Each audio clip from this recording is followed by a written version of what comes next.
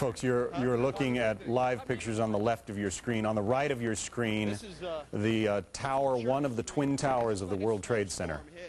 There's thick ash on the ground, lots of it. Pandemonium here a short time ago. When the building did collapse or whatever it was that happened, it was a huge explosion, a huge rumbling cloud of smoke and fire came across Church Street and then started billowing this way. And all we saw was people running in this direction. Everyone, law enforcement, people, a woman pushing a baby carriage. This is actually, we believe, debris from one of the planes that hit one of the towers on the World Trade Center. The FBI is here, as you can see. They had roped this area off. They were taking photographs and securing this area just prior to that huge explosion that we all heard and felt. We'll try and talk to some of these guys. Can you tell me what you saw, what you heard? You all right? Yeah. All right.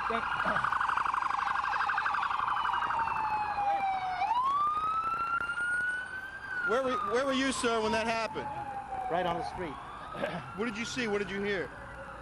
It felt like another plane coming. Everybody took cover to run. We ran down the subway, but the dust followed us down there. Were there a lot of people in the subway?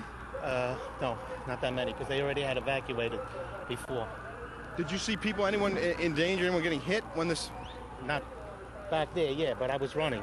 I mean, there was nothing you can do because you just saw the thing coming right over. Have you seen, were you able to see the tower after? No. What do you mean, since it happened now?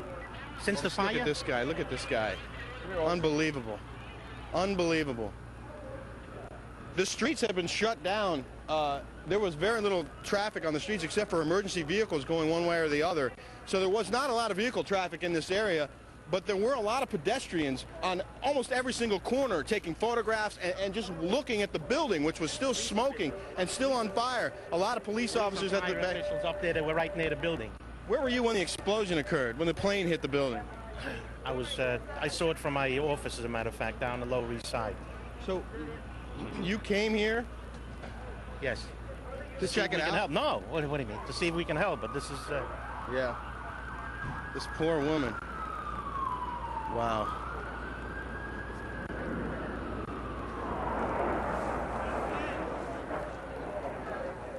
Rick Leventhal is the one reporting on the ground. He's not able to hear me at this moment, but Rick... Just the sound of a plane.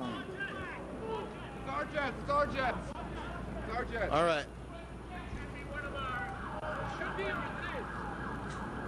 What are you guys doing right now? What's your assignment? What's your assignment? Help people. Are there a lot of injured?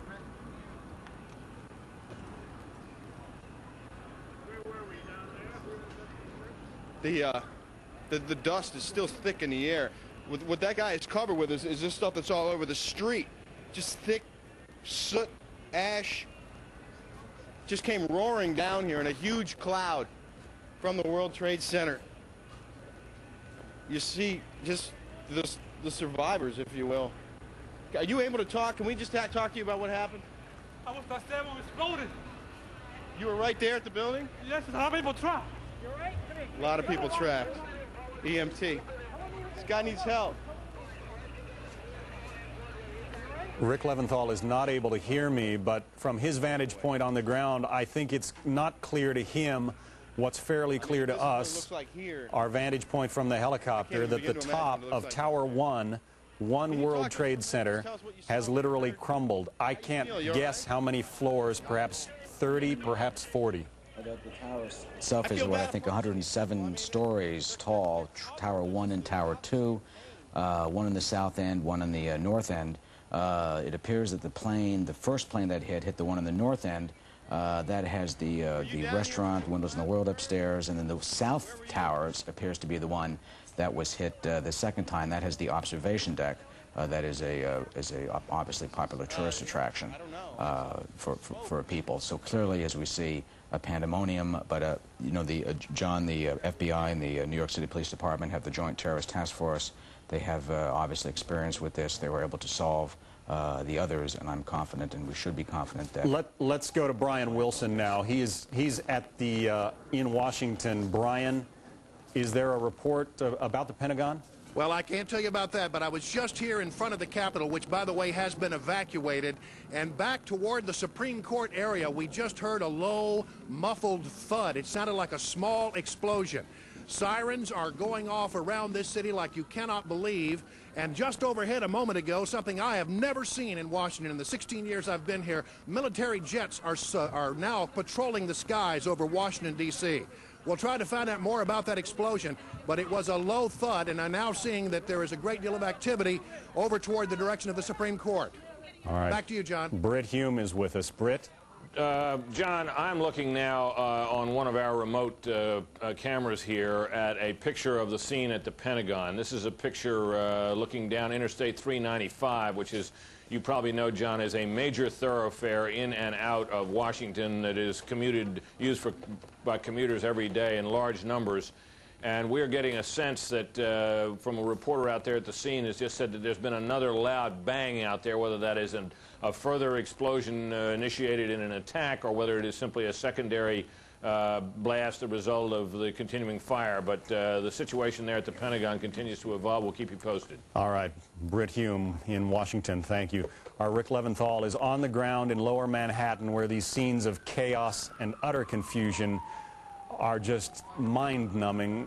Rick, go ahead.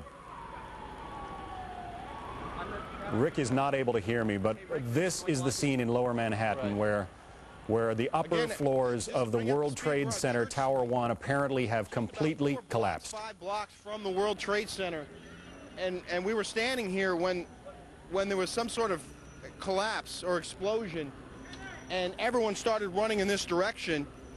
Police officers, pedestrians, EMTs, everybody came running this way. I saw a woman pushing a baby carriage, running for her life, and right behind them was a huge cloud of billowing smoke and ash and debris coming this way. The smoke is obviously cleared somewhat. Ma'am, she's with DCPI. Can you talk to us for just a second? Bring us up to speed.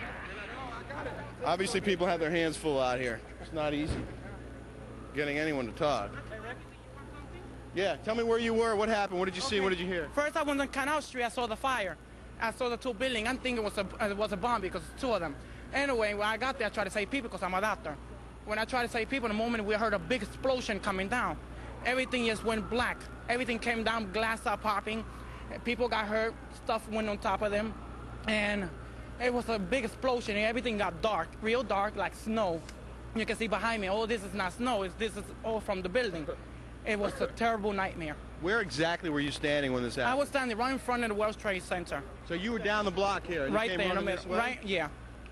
Did you get hurt at all? No, not me. Did you see anyone around you getting caught up in it? Yeah, I was with the firemen, we got hurt, we all went inside to this dark, we was inside the building when everything happened, but we came out alive.